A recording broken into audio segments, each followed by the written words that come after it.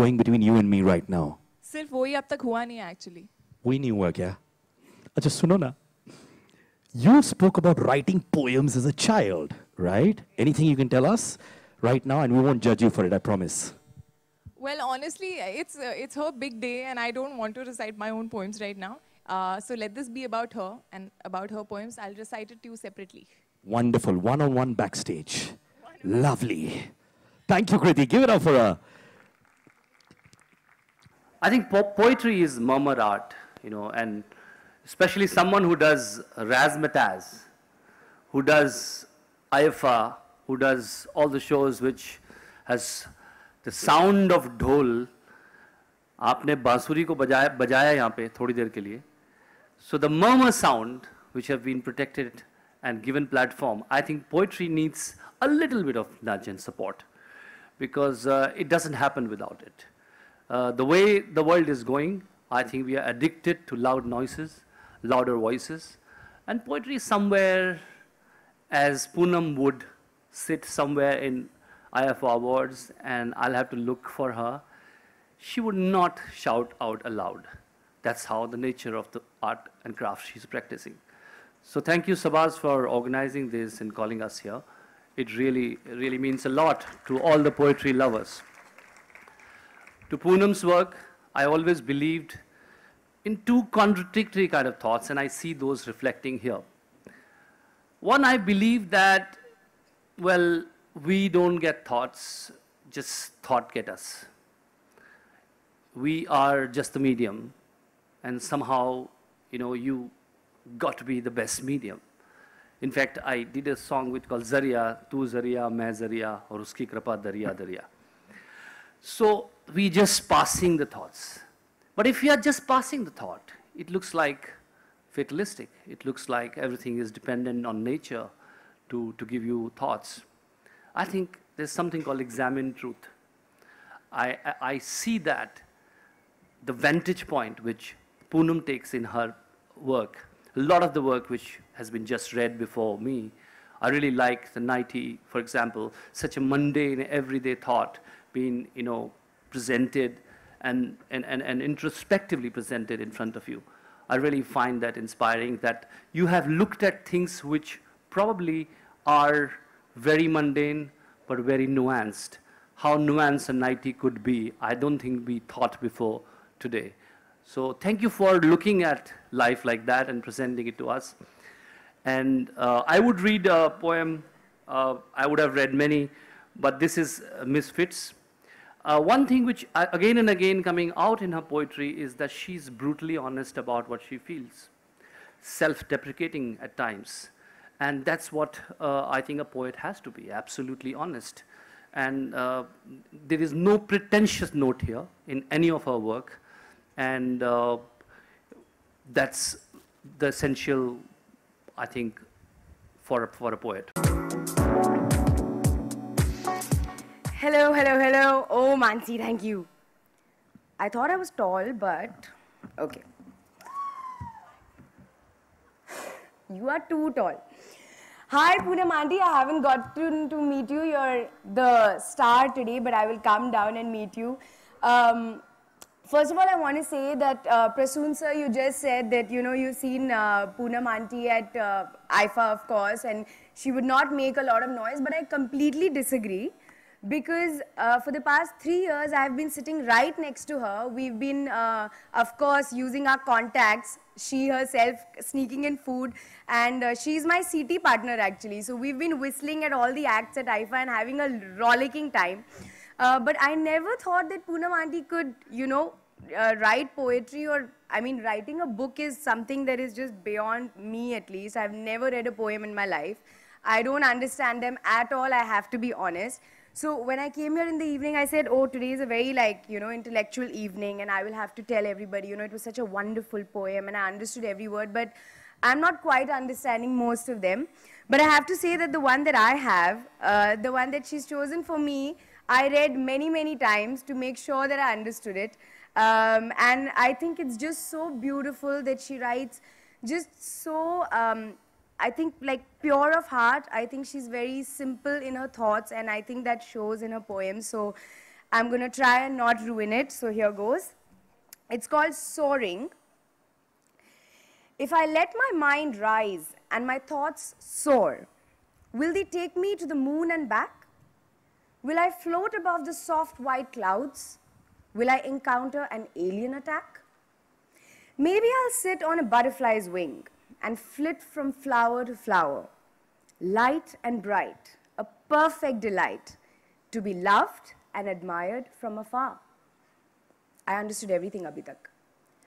Or should I perch on a strong tree branch and sway to the song of the wind, as chirping birds flap gently by, some wild, some disciplined? As an adult, if I have childlike thoughts, will people around me laugh?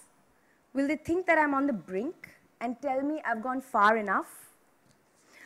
Oh, carefree days that did amaze, I so desperately want you back. I want to be strong with my troubles gone, not always bemoaning what I lack. Struggles and troubles, anxiety and angst are constant companions as we grow. So cherish your dreams. Let out those screams. For where they'll take you, you will never know. Not bad, huh? Thank you, Poonam Aunty, first of all, for inviting all of us. I am so happy and pleasantly surprised that you can write so well. I'm so... Oh, did I say that wrong? See, this is why I don't write, you know. We are given dialogues, we say them.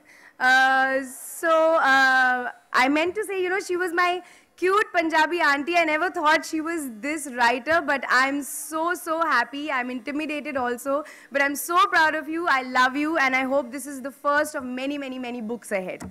So have a good evening, everyone, and congratulations, Poonam Aunty. Acha, listen, there's a big problem. Come here. You've created a lot of tension for Sabas. You called Poonam Auntie. So that means Sabas is uncle. Sabas is being called like the lover boy.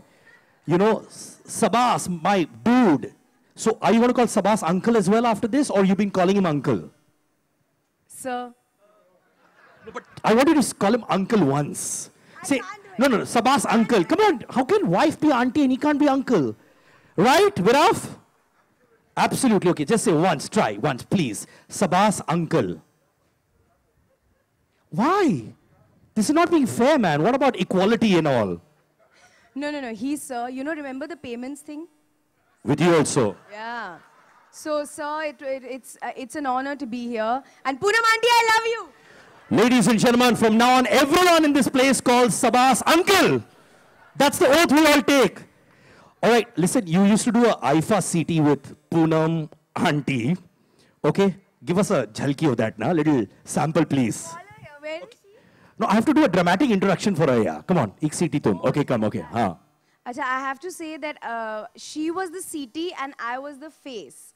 So she would do some rubbish like that, like with both her fingers, and I would just do this for the cameras and they would get a good reaction. Oh, like that. So it was like a fraudgiri happening. You're such a fraud, yeah, Parineeti. Just once or twice, then, you know, have to do it. Nah, sir, I'm a good audience member also. He's happy. He's very happy. But thank you so much, Parineeti. And Sabas uncle, we all love you. Thank you. You know, I'd warned Parineeti. I said, listen, you call me auntie across airports. You call me auntie in every IFA you meet me across the world and so on and so forth. But today, at least, can I just be Poonam the poetess?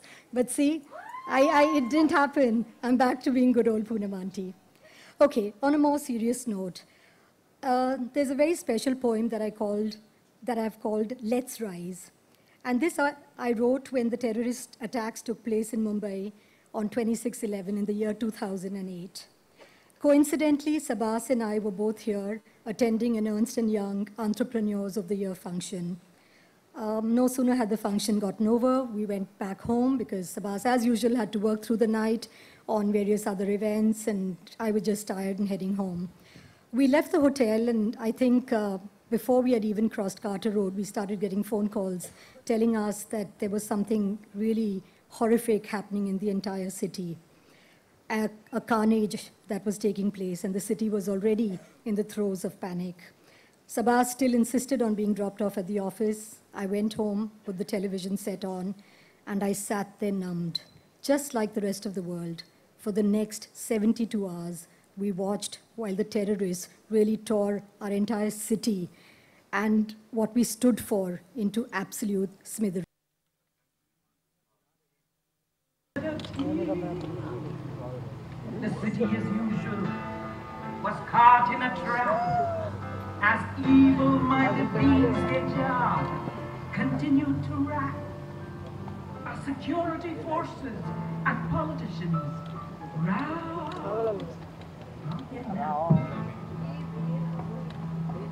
Journalists and TV crews watched as if in a daze, as terrorists meandered through a hotel corridor maze, leaving us all wondering if humanity would change its ways.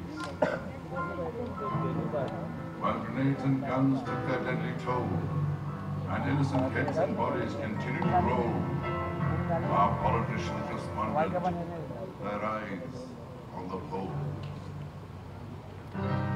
At home, we continued to watch it. Was this really happening, or was it just an error? As night turns to day,